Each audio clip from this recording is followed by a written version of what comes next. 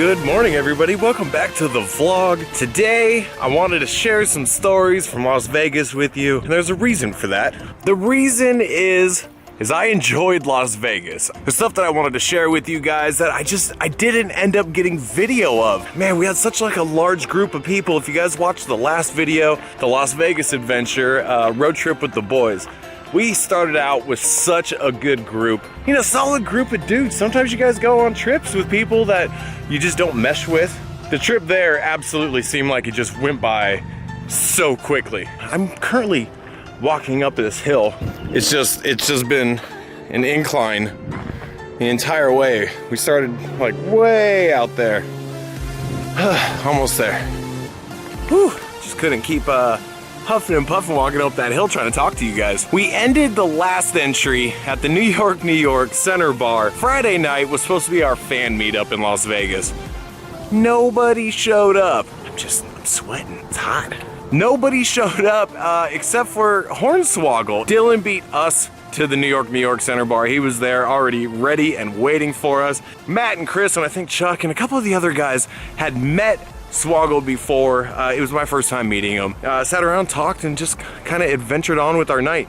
Saturday rolled around. Just getting my morning started here. It is an early morning. The sun's just kind of peeking up. Today is double or nothing here in Las Vegas. We had a wild night last night. I think we're talking about making some breakfast this morning, and I want to go down to the Strip and I want to go hit some tables. Last night we were just kind of playing video machines, and I just wanted to go sit down on some tables. We've got double or nothing. I believe doors open at 3, which means like we've only got a few hours. I'm excited. Let's go.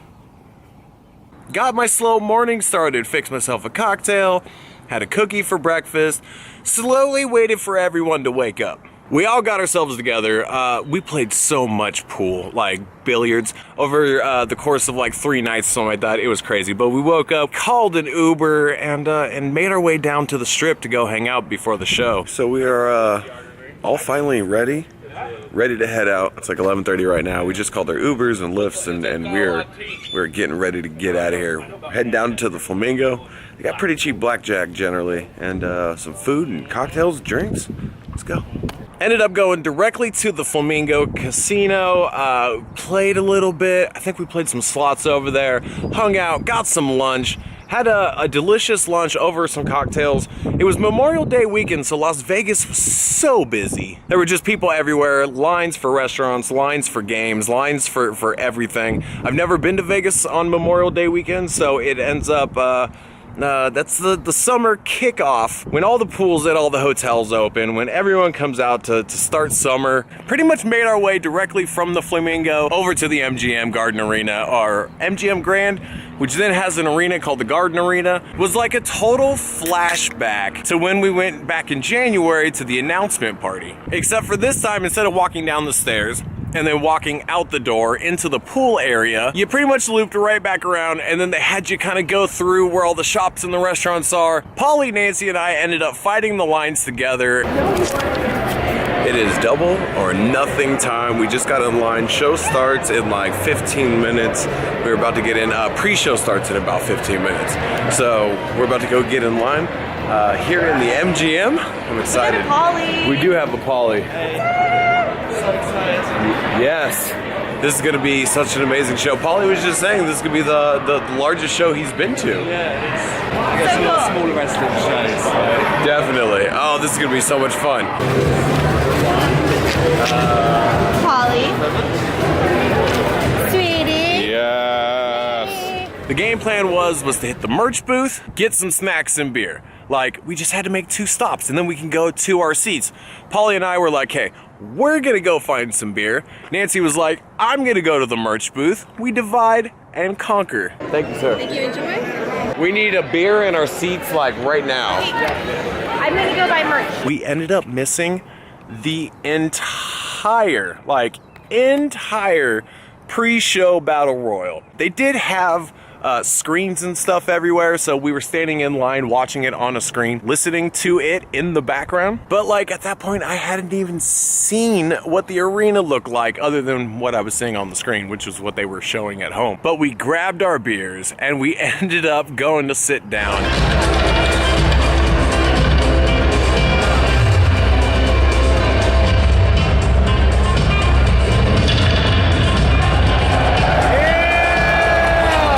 think Chris, Matt, and Chuck were sitting somewhere. A3K and his group were sitting somewhere. Nando picked up a ticket like 2 days before we left. He was sitting down on the floor. He had awesome seats. Good decision, Nando. Natter and Rosen and their friends were up somewhere else. Like throughout this entire arena, we just had friends scattered everywhere. It was really, really cool, especially for the ticket selling out in 4 minutes. It was awesome to be able to get like 15 of our friends all in the same venue. Yes, with like 12, 20,000 other people. The first inaugural show of All Elite Wrestling.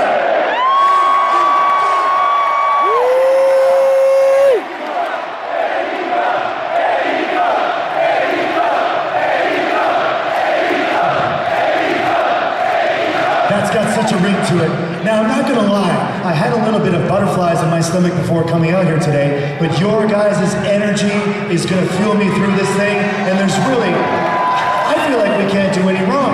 You guys just wanna party just like each and every one of us.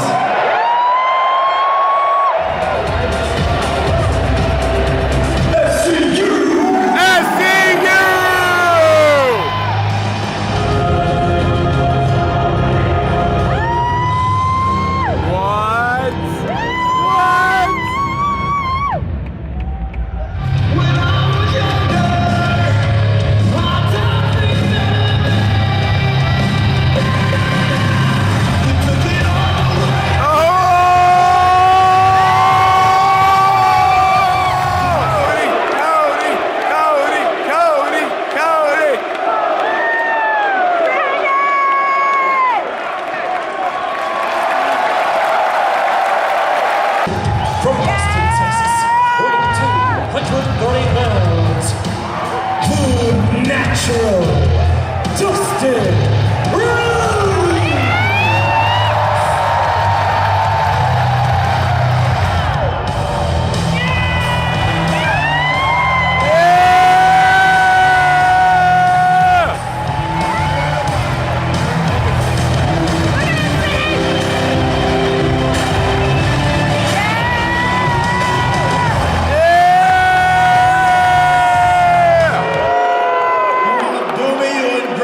Jerks, huh?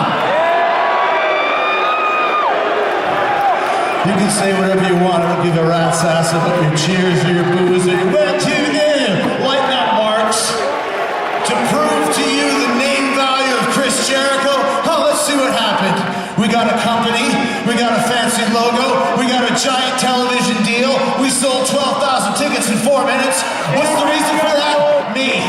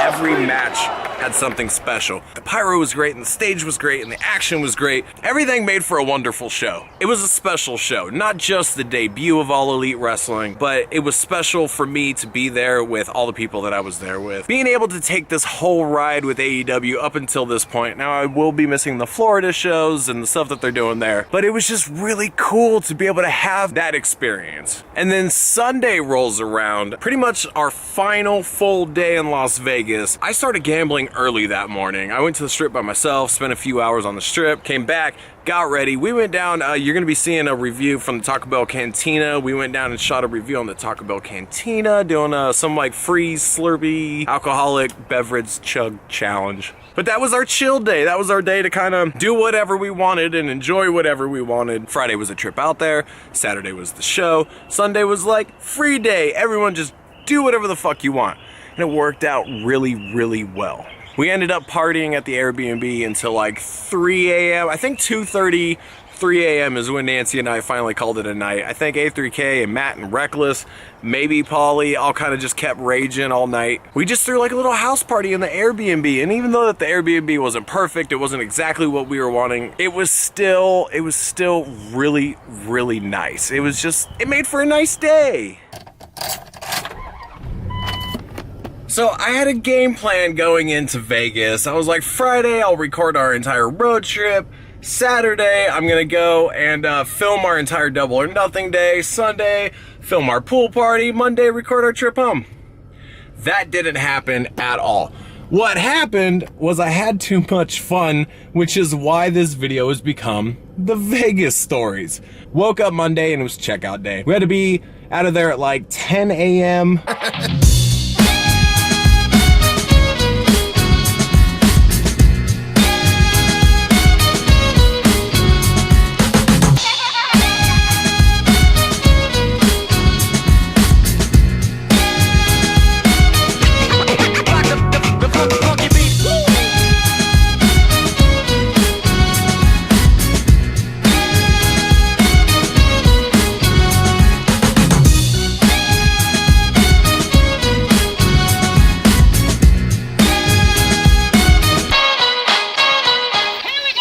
Guys, that's pretty much it here at the house. Steven and I got everything cleaned up this morning. Took all the trash out, got everything put away. Yeah, the long drive home begins. That's it. Goodbye room that we didn't know was on the other side of the fucking house. Goodbye pool that I got in that was way too cold to enjoy. Goodbye incredibly comfy lounge chairs. Goodbye incredibly heavy door. Good morning, Chris. All right, well, that's it. House is empty.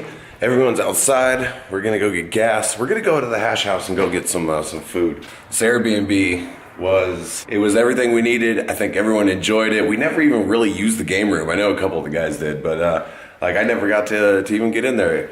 Busy weekend. Well, Airbnb, you've done us well again. Airbnb party. Dun, dun, dun, dun, dun, dun. Thank you, ma'am. I will see you.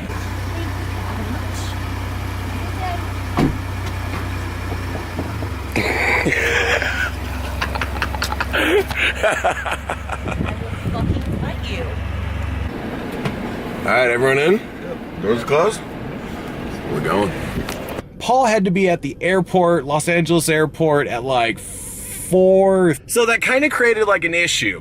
What had happened was we left the house at like 9 a.m. in the morning. We all got together, went and got breakfast. We got breakfast at Hash House in Las Vegas. From there, we got directly on the road. We had all 3 cars. We all got on the road. We started driving and time started going up and up and up. We were supposed to take us like 4.5 hours to get there. We would have gotten there about 1 or 2 p.m., which got Paul to the airport 3 or 4 hours early. Would have been great. Then we start driving, and like every mile that we get, time keeps going up and up and up. It just ended up getting more and more impossible to get Paul to the airport on time. Ultimately, it was like an 11-hour trip. We had to make some gas stops and some restroom stops and some snack stops and stuff like that. And it took us ways that I've never gotten home. Like, I've had really long trips home from Vegas. That one topped them all. We had to leave from Las Vegas, go to Los Angeles International Airport, which like I saw my exit for home off the freeway and I was like, bye home. Then we ended up dropping Matt and Polly off when Polly didn't make his flight. We spent like an hour at the airport. When Polly didn't make his flight, we ended up having to drive all the way back to Matt's house to go drop Matt and Polly off. And then we went and dropped off the rental car. It was such a long day. I didn't film any of that. It was kind of stressful because like I invited Polly out here. Paulie got out here on his own. We ended up getting him to the airport late, which was like, we got him there like an hour and a half after his flight already took off, which like really sucks. He took it in stride.